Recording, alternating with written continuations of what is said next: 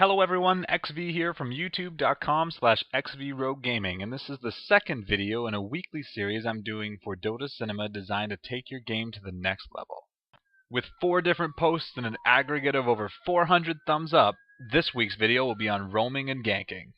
This refers to the practice of leaving your lane to kill an enemy hero in another lane from surprise.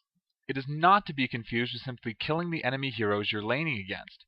Those are kills of opportunity. All in all, there are 4 components to understand.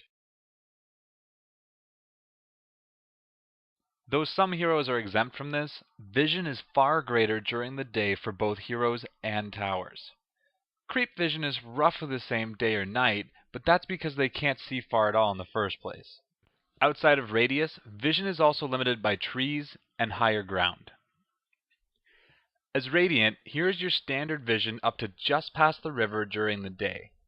Now let's compare that to night. Likewise, let's do the same for Dire. Day, then night.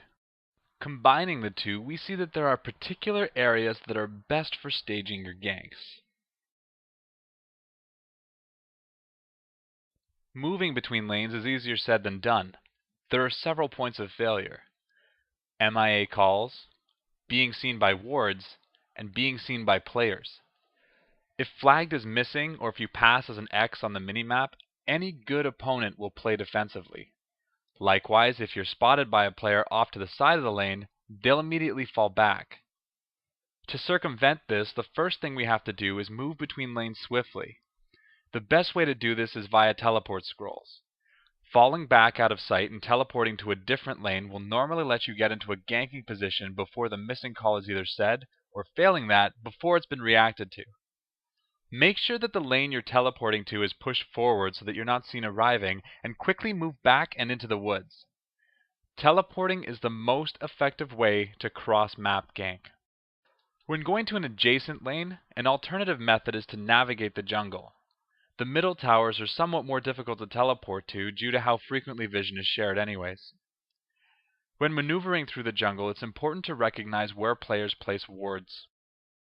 Always assume that there are wards here and here. You can take a slightly longer path to avoid them, or purchase Smoke of Deceit to pass undetected.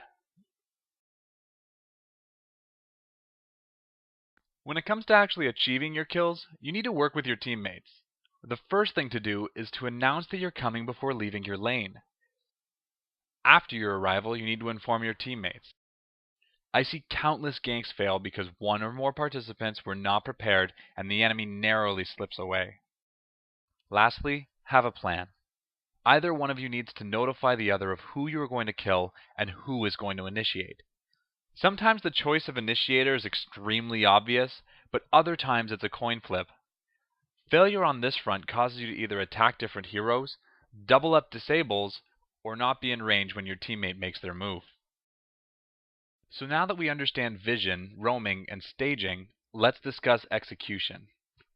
Assuming Tier 1 towers are still up, each lane has 3 zones. The point of conflict, where creeps are fighting one another, your safe zone, which is directly behind the point of conflict closest to your tower and heavily dependent on vision, and the risk zone, which is the opposite side of the creep, closest to the enemy tower and normally out of sight. While this should go without saying, just briefly, the safe zone is safe due to it having an unobstructed path back to your tower, and the risk zone is that way because you risk creep and tower damage if you pursue, and you open up additional routes to get behind you. Lastly, these zones are inverted between factions. A proper gank takes place when you remove the enemy's safe zone. This is done by either waiting for them to move into the risk zone or by entering into their safe zone from the side or behind, making it impossible for them to head back to the tower without taking damage. So let's talk about specific lanes, the angles of attack, and how to convert these zones. This is the kill box. It's the primary gank location for a number of reasons you'll notice are repeated between the 3 lanes. It's out of range of the towers, it does not normally have vision into the woods, and you're able to get behind your opponent. As a mirror of the top lane, this is the kill box.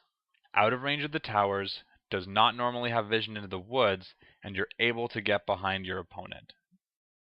The middle lane is trickier. This is because it is the only lane with a high and low ground component.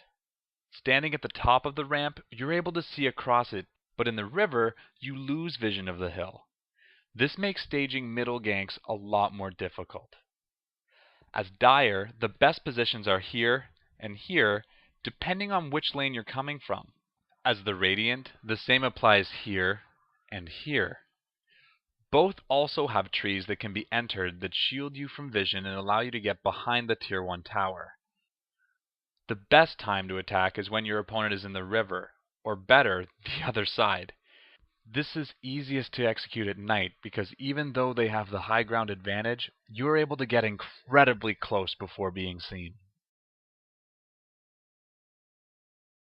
So we know how to move unseen and what to do when we get to lane, but when should we gank?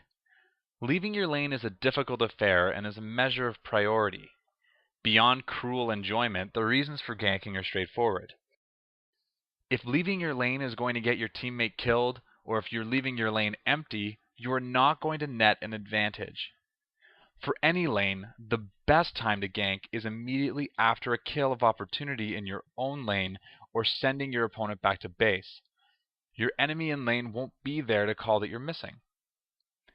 Though this favors the middle lane predominantly, another key deciding factor is rune spawn. For a detailed description of rune swaying, see my video on playing a dedicated ganker hero linked below. Having learned all about performing them, I couldn't end this guide without briefly touching on shutting down ganks. Disrupting a gank can be done by interfering with any of the areas we talked about. Vision of the river and rune locations is paramount. Placed at the mouth of your jungle, you'll be able to see when an enemy hero is coming via the river and what rune they've acquired. Vision of the staging areas is the next most important thing. These wards can go to waste if no ganks are attempted, whereas the ones in the river will serve the secondary purpose of rune watching. But they're worth the gold for peace of mind, often letting you make aggressive plays you might have thought twice about otherwise. If heroes are missing, it's safe to assume something's up. The simple act of moving to the opposite wing of your creeps can put you out of range of hooks, or give you the few seconds warning you need to avoid a stun.